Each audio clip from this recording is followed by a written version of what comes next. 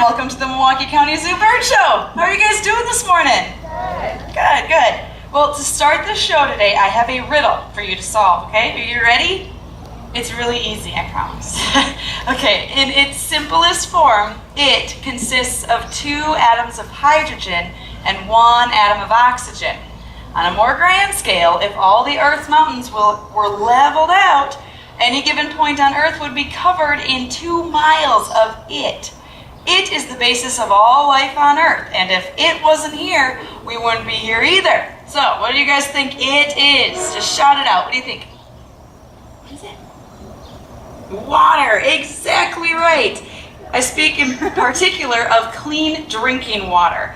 Now, first up is Wagner, our red-tailed hawk. 75% of our Earth is covered in water, but only 1% of all water on Earth can be used for drinking.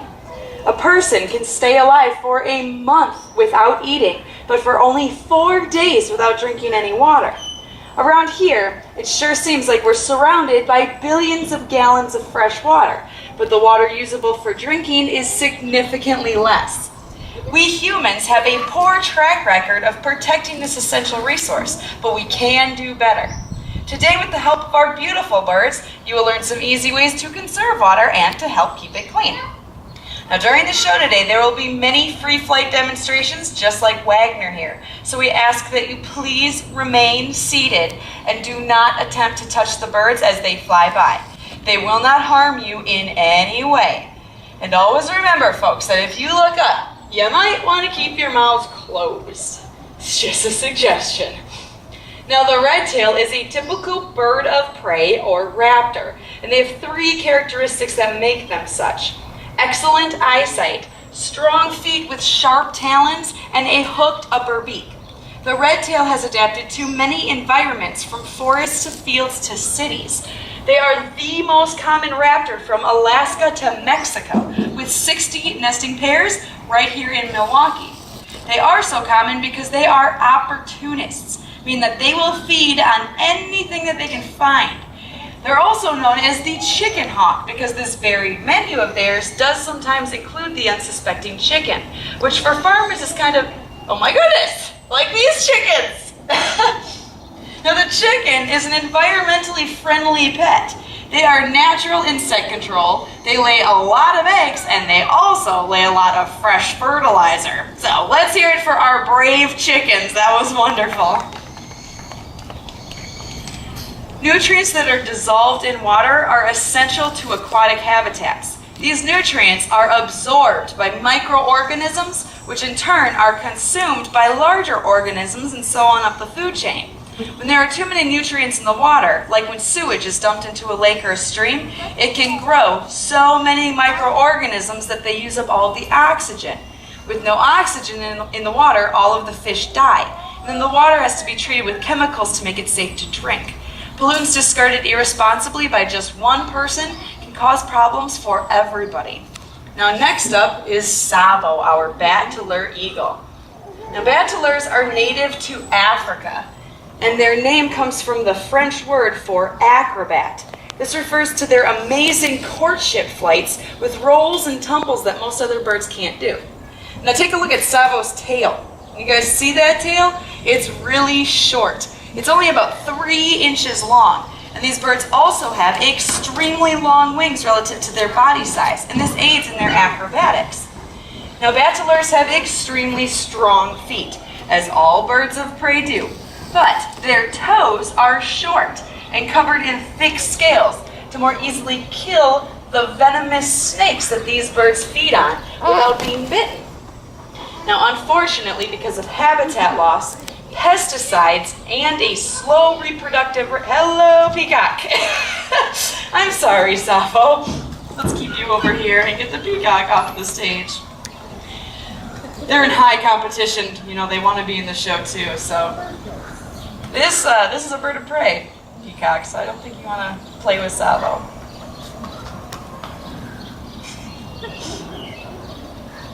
We've just got birds everywhere.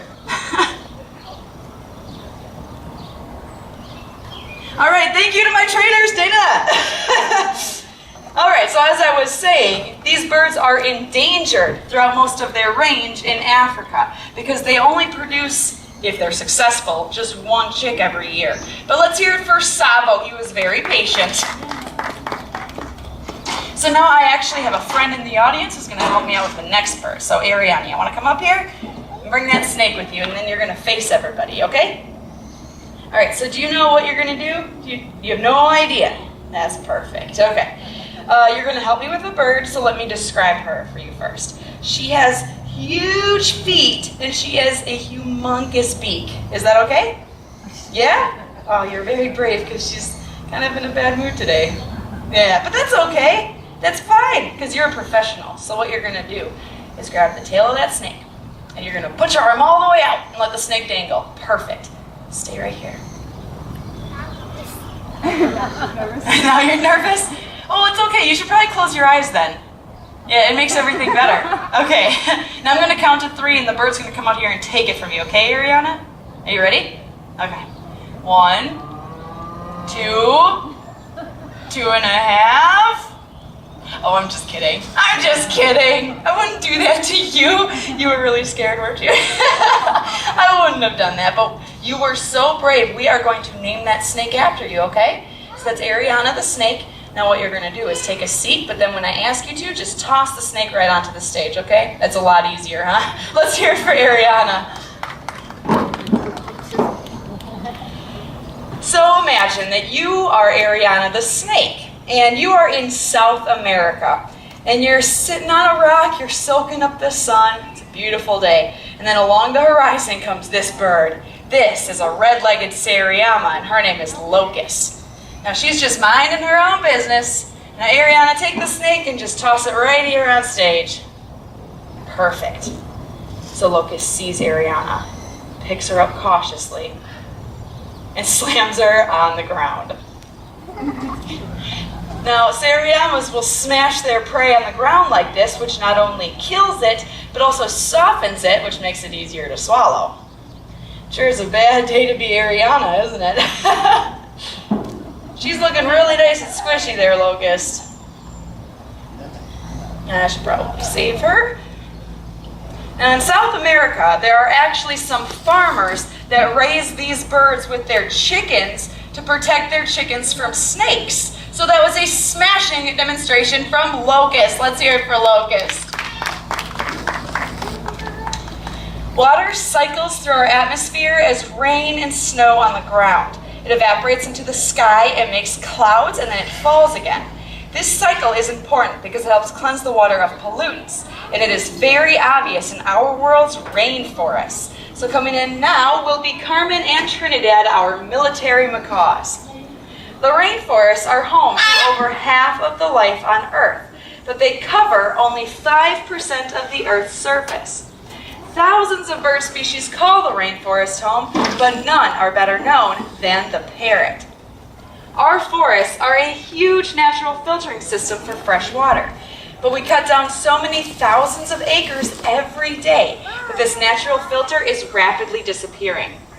Most of our world's aluminum comes from South America, so you can help protect the rainforest by recycling aluminum whenever you can. Now, besides the loss of their habitat, macaws face natural challenges as well. Even under the best conditions, only 10 out of every 100 pairs of wild macaws will successfully produce a chick every season. But let's hear it for our macaws. That was some beautiful flying.